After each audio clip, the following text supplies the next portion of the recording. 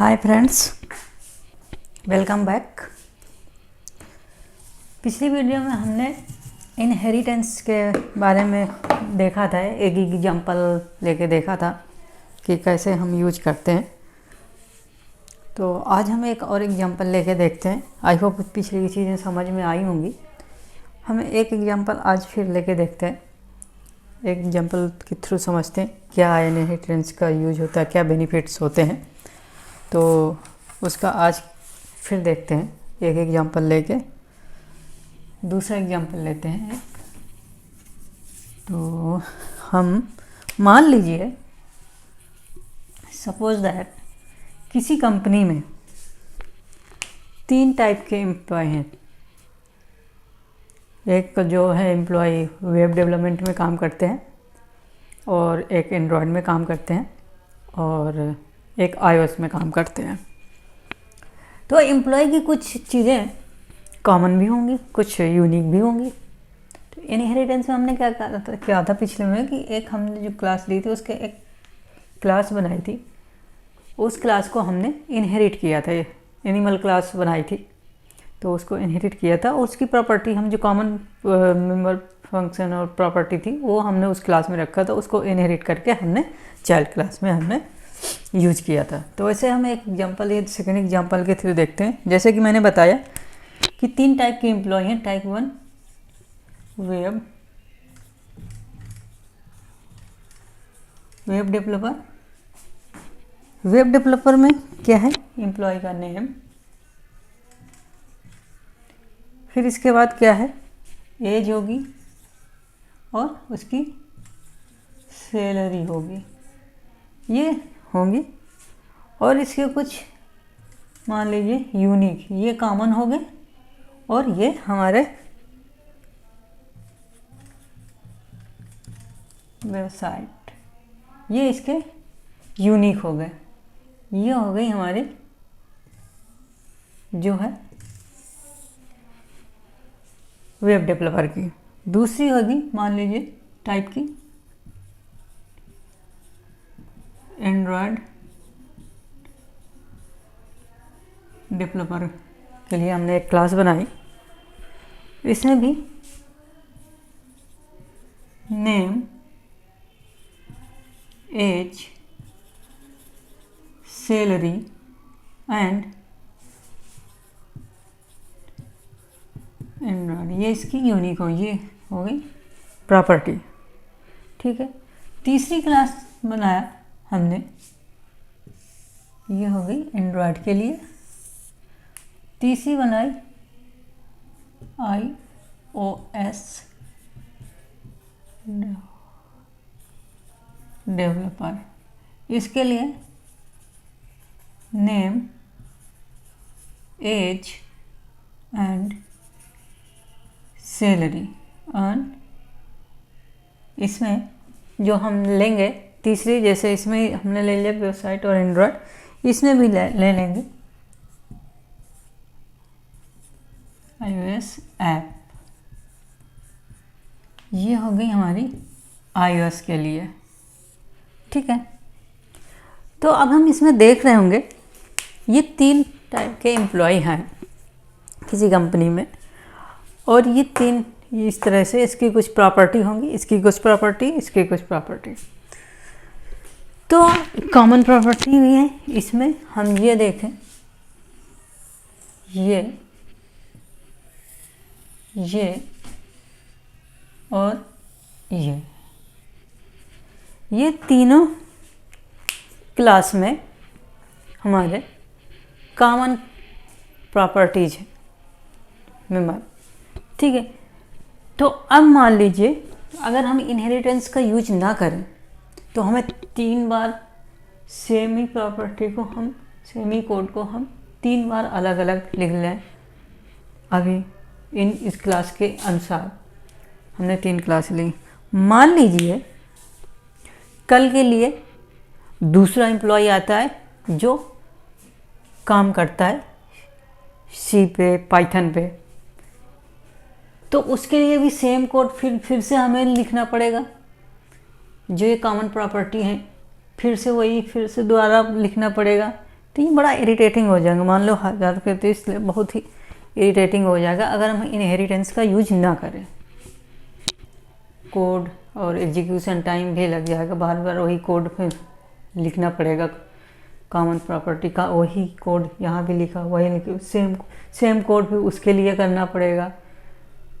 फिर अगर कल के लिए फिर दूसरी लैंग्वेज आ जाता है तो उसके लिए करना पड़ेगा, दूसरी डेवलपर आ जाता है जो कि दूसरी लैंग्वेज में काम करता है, यानी कि टेस्टिंग का आ जाता है, मार्केटिंग का आ जाता है, तो मार्केटिंग के लिए फिर अलग से लिखना पड़ेगा।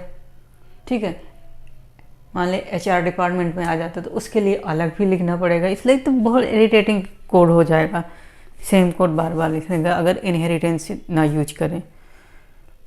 ठीक है, तो अगर हम इनहेरिटेंस को यूज करते हैं यहाँ पे तो देखें क्या बेनिफिट होते हैं। तो अगर हम इनहेरिटेंस का यूज करें तो हमारे लिए यहाँ पे एक एम्प्लॉय का बनाएंगे, एम्प्लॉय नाम की एक क्लास बनाएंगे, अपनी जो पेरेंट क्लास होगी, जो बेस क्लास होगी, उसको इनहेरिट करेंगे इनहेरिटेंस का यूज करके। मान लीजिए हमने, आई होप ये समझ में आया होगा कि अगर हम यूज नहीं करते इनहेरिटेंस का यूज, इनहेरिटेंस नहीं होता तो क्या प्रॉब्लम आती कि सेम कोड बार बार वही कोड लिखना पड़ता और एम्प्लॉय जो कोडर था वो प्रोग्राम इरिटेट हो जाता। इसके लिए सेम कोड और नंबर ऑफ लाइंस जो है एग्जीक्यूशन, इनमें बहुत टाइम लगता। तो अब इनहेरिटेंस का यूज करते हैं, इनहेरिटेंस का यूज करते हैं, मान लीजिए हम यहाँ पे, आई होप ये चीज़ें समझ में आई होंगी। अब हम इसी सिनेरियो को हम इनहेरिटेंस का यूज करते हैं। इनहेरिटेंस में हमने क्या पढ़ा था कि जो common property, member property, member function होंगे, हम एक पेरेंट क्लास बनाएंगे, उस क्लास में लिखते हैं और उस क्लास को इनहेरिट करते हैं अपने जो चाइल्ड क्लास में होंगे और वहाँ से हम यूज करते हैं। तो अब इस केस में हम मान लीजिए एक एम्प्लॉय नाम की हमने क्लास बनाई, एम्प्लॉय नाम की एक क्लास बनाई जिसमें हम जितने भी कॉमन प्रॉपर्टी थे वो हम लिख दिया जाए। कॉमन प्रॉपर्टी क्या थी? नेम, एज, सैलरी, ये कॉमन प्रॉपर्टी थी, ये हमारे कॉमन प्रॉपर्टी थी जो कि हमने एम्प्लॉय में रख दिया।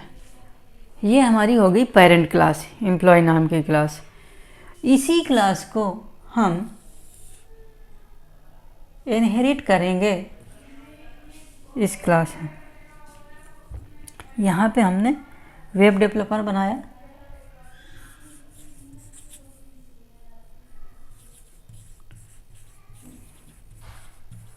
वेब डेवलपर, और इसकी जो यूनिक प्रॉपर्टी थी, कॉमन प्रॉपर्टी तो हमने यहाँ पे लिख दिया जो थी, जो पिछले हम डायग्राम में देखा था। इसमें हमने रख दिया जो इसकी वेबसाइट, जो यूनिक प्रॉपर्टी थी इस क्लास की, यहाँ पे रख दिया। फिर इसके बाद हम यहाँ पे बनाएंगे, क्या बनाएंगे? Android, Android developer. यहाँ पे हमने इसकी यूनिक प्रॉपर्टी रख दिया जो थी। फिर यहाँ पे हम बनाएंगे iOS के लिए, यहाँ पे क्या बनाएंगे? iOS के लिए।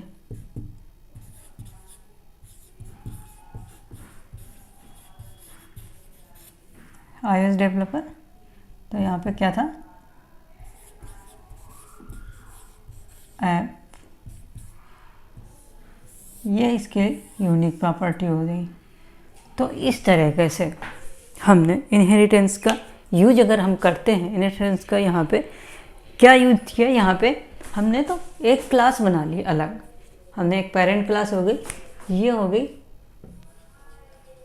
बेस क्लास और पेरेंट क्लास। ठीक है। तो इस क्लास में हमने क्या किया कि कॉमन प्रॉपर्टी रख दिया, यहाँ पे इसकी यूनिक प्रॉपर्टी। तो जब ये एम्प्लॉय क्लास, जब वेब डेवलपर क्लास जो इनहेरिट करेगा एम्प्लॉय को, क्लास को, तो ये इसकी प्रॉपर्टी ऑटोमेटिक इनहेरिट हो जाएंगी। कॉमन प्रॉपर्टी जितने भी कॉमन इसकी ये रखा ये यूज कर लेगा, फिर जो इसकी ये है ये यूज कर लेगा, और ये वाले डेवलपर पे आए। आगे इन फ्यूचर अगर कोई और आता है, एक क्लास हमने बना दिया यहाँ पे,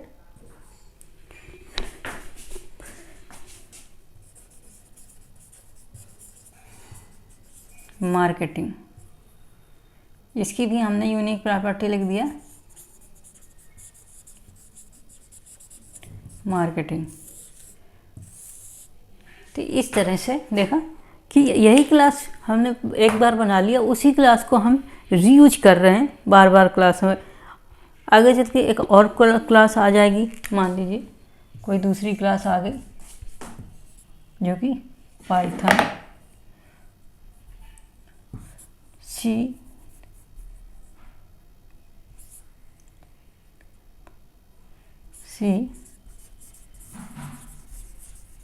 डेवलपर। इस क्लास में हमने इस तरह से बना दिया है, मान लीजिए कोडिंग, सी कोडिंग। तो इस तरह से देखा हमने एक बार जितनी एम्प्लॉय की जो कॉमन प्रॉपर्टी थी जो जिसकी, वो हमने एक क्लास में बनाया, उसी क्लास को हम बार बार रीयूज कर रहे हैं। तो इससे क्या हुआ कि कोड हमें की रीयूजिबिलिटी बनी। हमने एक ही कोड को लिखना बहुत कम पड़ा, जो सेम कोड हम एक बार लिख लिया जो उसी को हम रीयूज कर रहे हैं। ये है पावर ऑफ इनहेरिटेंस। हमें बार बार में इसके कोड की अंडरस्टैंडेबिलिटी भी बढ़ती है, रीडेबिलिटी भी बढ़ती है कोड की, और इसका हम कोड को रीयूज कर सकते हैं, जो कि हमने पढ़ा था कि क्यों यूज करते हैं हम इनहेरिटेंस, किस वजह से हम यूज करते हैं और क्या है बेनिफिट्स हैं इसके। तो आप इस डायग्राम को देख करके आपको पता चल रहा होगा कि हम जो कॉमन प्रॉपर्टी है उसके हमने एक बार लिख लिया एम्प्लॉय की, मान लीजिए एम्प्लॉय के नेम, ये सारे एम्प्लॉय के लिए कॉमन होंगे, एज और भी हो सकते हैं, मैंने 3 यहाँ पे लिखे हैं, नेम, एज और सैलरी। तो ये सब के लिए कॉमन होंगे, इसी को हम यूज करते हैं। ये था सॉरी ये था पावर ऑफ इनहेरिटेंस। तो इसी को हम एक प्रोग्राम के थ्रू देखते हैं। अभी हमने एक डायग्राम, आर्किटेक्चर डायग्राम के थ्रू देखा, अब हम प्रोग्राम के थ्रू देखते हैं। सॉरी। तो आई होप ये चीज़ें समझ में आई होंगी।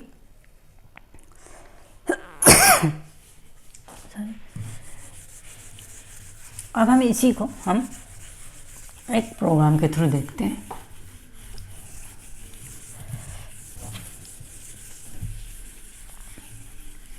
और देखते हैं इसको प्रोग्राम में कैसे यूज करेंगे इसको। ठीक है, इसी को हम एक प्रोग्राम के थ्रू, एम्प्लॉय नाम की हमने क्लास बनाई पहले, प्रोग्राम के थ्रू देखते हैं। तो हमने पहले एम्प्लॉय नाम की क्लास बनाई,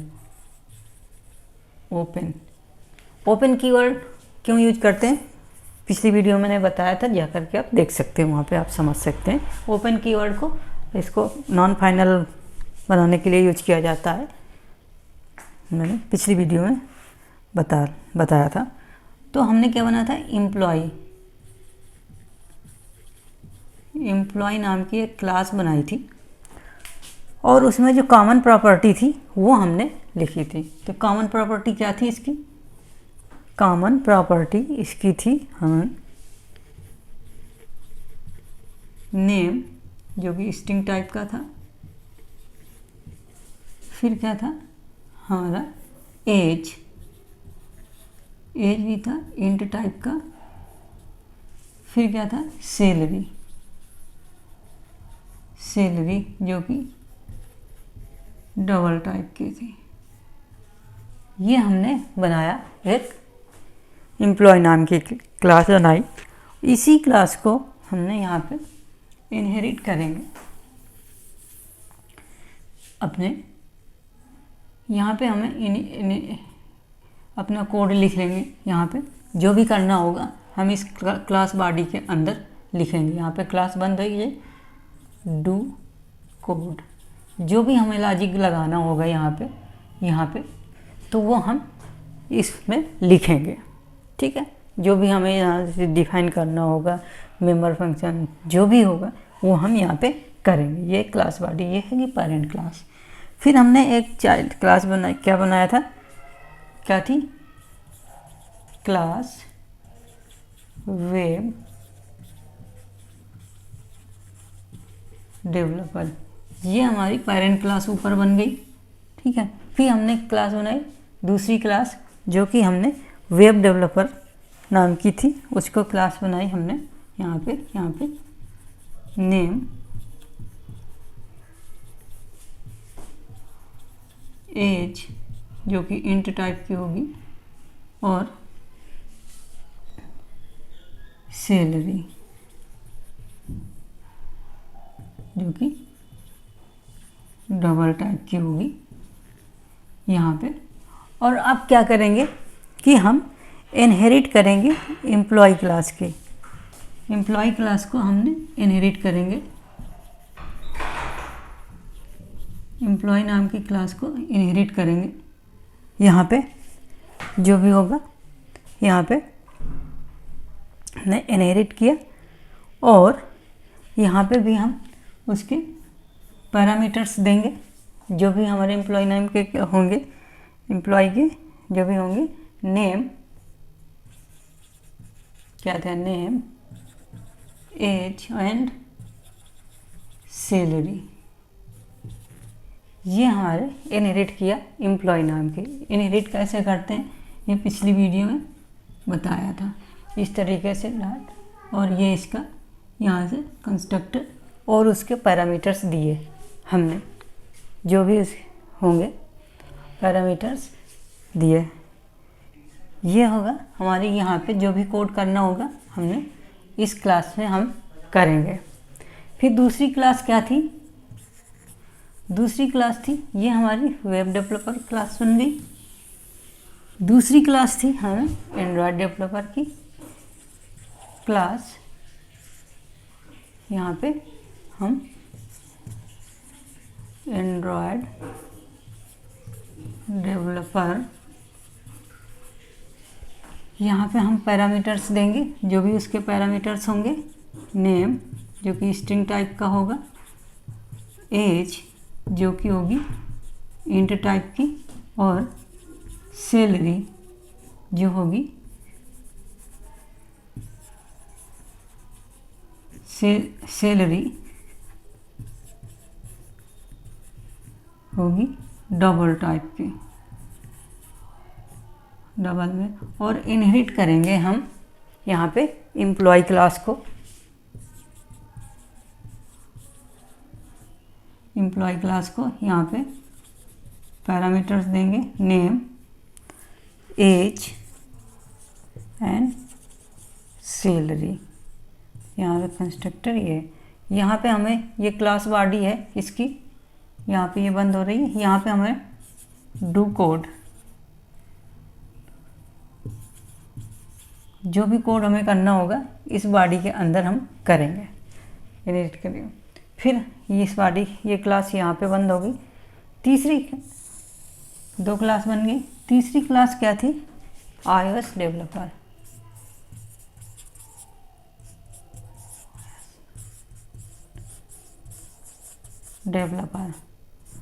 इसमें भी हम लेंगे नेम स्ट्रिंग टाइप का, and age int, salary double